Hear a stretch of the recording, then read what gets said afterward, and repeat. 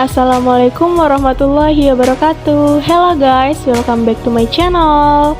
Hari ini kita kembali dengan matkul biokimia dengan dosen pengampu yaitu Ibu Nurul Widya, SSI MSI. Hari ini kita akan membahas mengenai artikel senyawa kimia sebagai dasar kehidupan yang akan disampaikan oleh saya yang bernama Desi Eliza dengan NIM 21110012 dan teman saya yang bernama Linda Permatasari dengan NIM 21110038. Baik, langsung saja kita mulai. Let's go! Apa itu biomolekul? Nah, teman-teman sudah tahu belum apa itu biomolekul? Nah, biomolekul adalah senyawa-senyawa yang bermolekul besar dan kecil yang berhubungan dengan senyawa kimia dalam sistem hidup. Sebagian besar atau 99% dari unsur-unsur biomolekul adalah karbon, nitrogen, oksigen, dan hidrogen, serta fosfor dan belerang.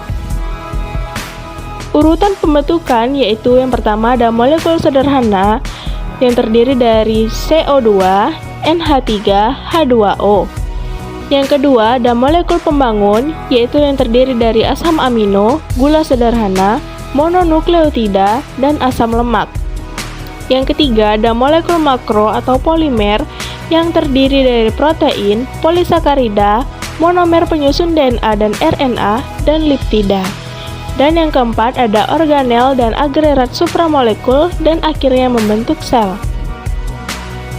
Unsur-unsur utama penyusun tubuh adalah yang pertama karbon sebanyak 50%, hidrogen sebanyak 10%, oksigen sebanyak 20%, dan nitrogen sebanyak 8,5%.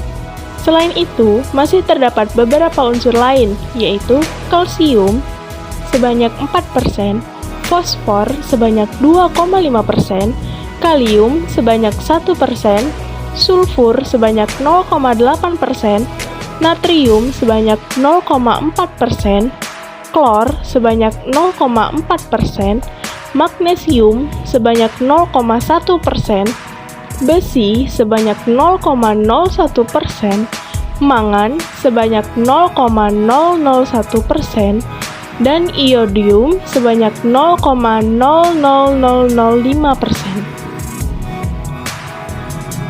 Materi kedua yaitu ada biomolekul kompleks utama penyusun tubuh. Di antara biomolekul kompleks tersebut, yang merupakan biomolekul kompleks utama adalah DNA, RNA, protein, polisakarida, dan lipid. Biomolekul kompleks tersusun atas molekul-molekul yang sederhana. Komponen-komponen utama penyusun tubuh terdiri atas air, protein, lemak, mineral, serta karbohidrat. Komponen yang pertama yaitu ada air dengan berat 40 kg dengan persentase 61,6. Yang kedua ada protein dengan berat 11 kg dengan persentase 17,0. Yang ketiga ada lemak dengan berat 9 kg dengan persentase 13,8.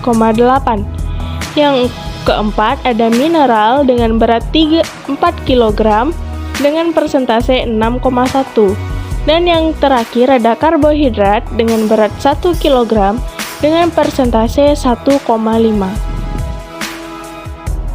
Selanjutnya yaitu ada ikatan kimia. Ikatan kimia yang terdiri dari yang pertama yaitu ada ikatan kovalen. Ikatan kovalen adalah ikatan yang terbentuk oleh valensi dari masing-masing atom. Contohnya CO2. Dalam hal ini, valensi C adalah 4 dan valensi O adalah 2. Ikatan kovalen terjadi ketika masing-masing atom dalam ikatan tidak mampu memenuhi aturan oktet.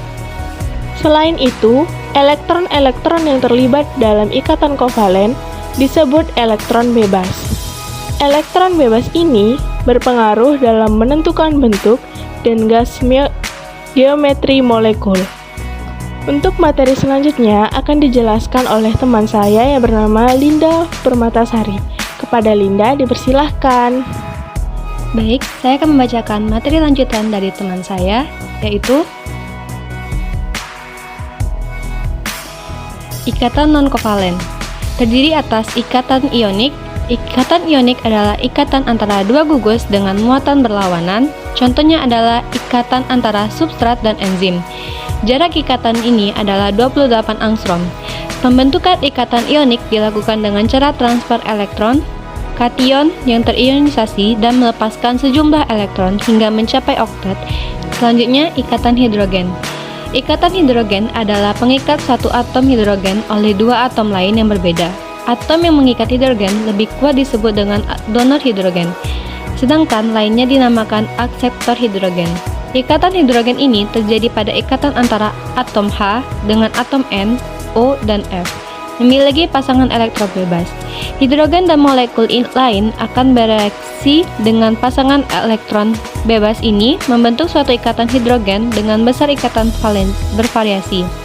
Kekuatan ikatan hidrogen ini dipengaruhi oleh beda keelektronegatifan dari atom-atom penyusunnya. Semakin besar perbedaannya, semakin besar pula ikatan hidrogen dan bentuknya. Selanjutnya, ikatan van der Waals adalah daya tarik non-spesifik yang berperan pada dua atom berjarak 3-4 angstrom. Terjadi pada saat dua atom berdekatan, sehingga terjadi penolakan dan penarikan bersifat dipolar atau elektrostatis, dan jauh lebih lemah dari